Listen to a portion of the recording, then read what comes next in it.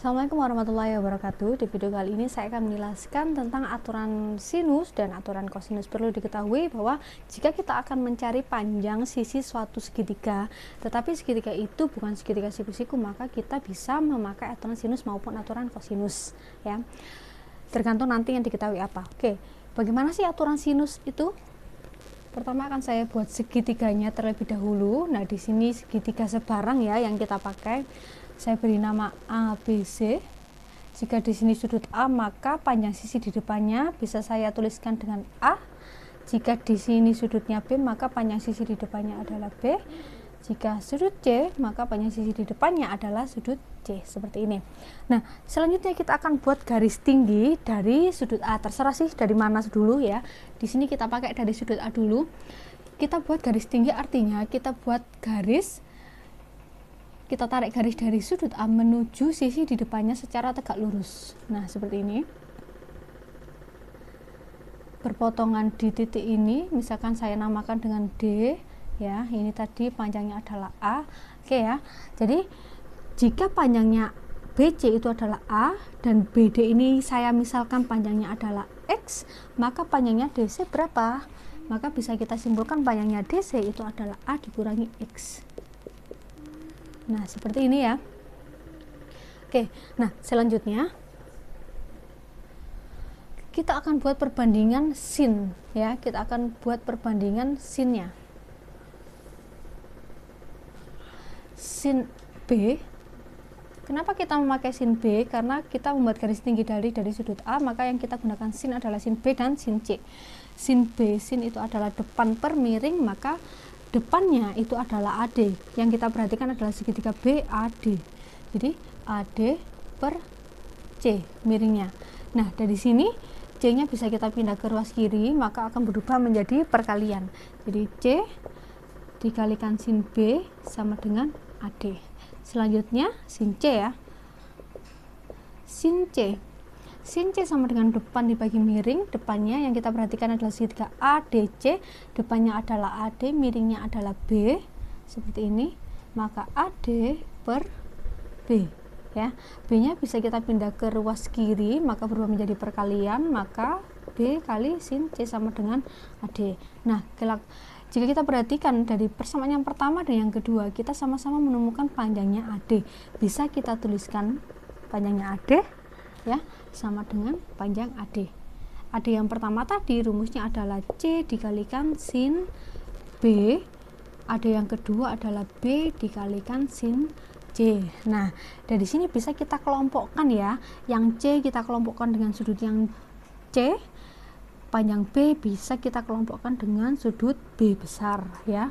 Jadi sin C nya bisa kita pindah ke ruas kiri, maka dia akan berubah menjadi pembagian. Jadi C per sin C sama dengan B per sin B nya kita pindah ke ruas kanan, jadi seperti ini.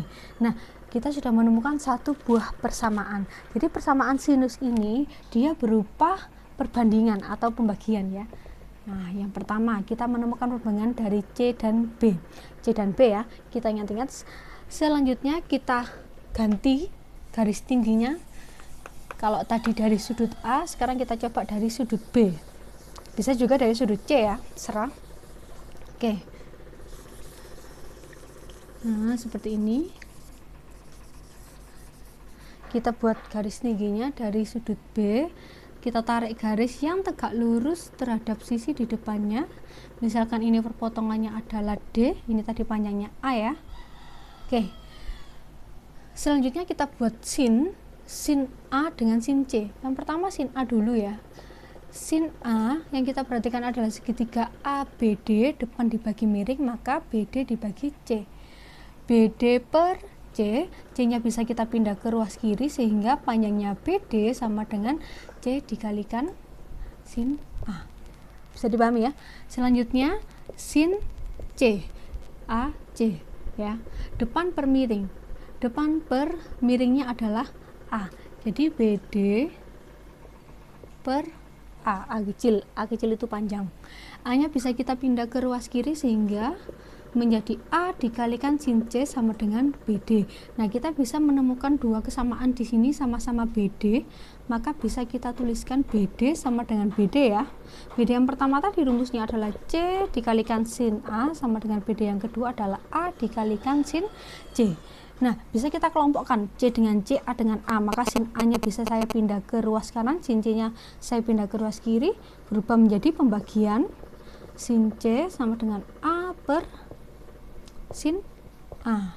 Nah, kita sudah menemukan dua persamaan ya. Ini adalah persamaan yang kedua. Persamaan yang pertama tadi apa? B dengan C, persamaan yang kedua C dengan A. Selanjutnya bisa kita simpulkan seperti apa? Kita tuliskan ya, yang pertama tadi saya tuliskan dari awal. Persamaan yang pertama tadi ketemunya apa? B per sin B sama dengan C per sin C. Ini persamaan yang pertama. Persamaan yang kedua ini tadi kita ketemu C per sin C sama dengan A per sin A. Oke ya. Sekarang kita simpulkan. Penarikan kesimpulannya kita gunakan silogisme. Artinya apa? Jika kita punya pernyataan yang pertama gini ya, B per sin B itu sama dengan C per sin C.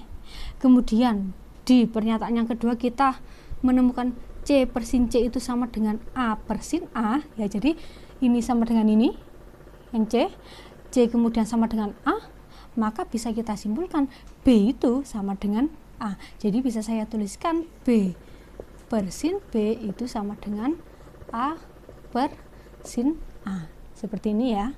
Nah, dari ketiga persamaan ini kita juga bisa menarik kesimpulan. Artinya apa? Ketiga perbandingan ini adalah sama semua. Jadi bisa kita tuliskan A per sin A itu dia sama dengan B per sin B.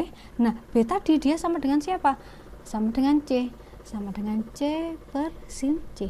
Inilah yang dinamakan dengan aturan sinus. Bisa kalian lihat karakteristiknya ya. Di sini panjang A itu dia berpasangan dengan sudut A. Artinya ini, panjangnya A kan di sini. Sudut A-nya mana? Ini. Ternyata dia saling berpasangan, saling berhadapan dan saling berpasangan. B dengan sin B. B-nya yang mana? Ini ya, sisi AC. Sudut B-nya yang mana? Oh, ternyata sih sudut di depannya. Nah, jadi berpasangan. Yang C juga gitu, C-nya di sini, sudut C-nya di depannya. Jadi untuk aturan sinus itu selalu sudutnya berpasangan dengan sisi di depannya. Jadi seperti itu ya. Jika ada soal yang diketahui satu pasang sudut dan sisi di depannya, maka kalian bisa memakai aturan sinus untuk menyelesaikannya. Bisa dipahami? Udah ya. Jadi terima kasih. Kita akan lanjut ke video selanjutnya, yakni aturan kosinus.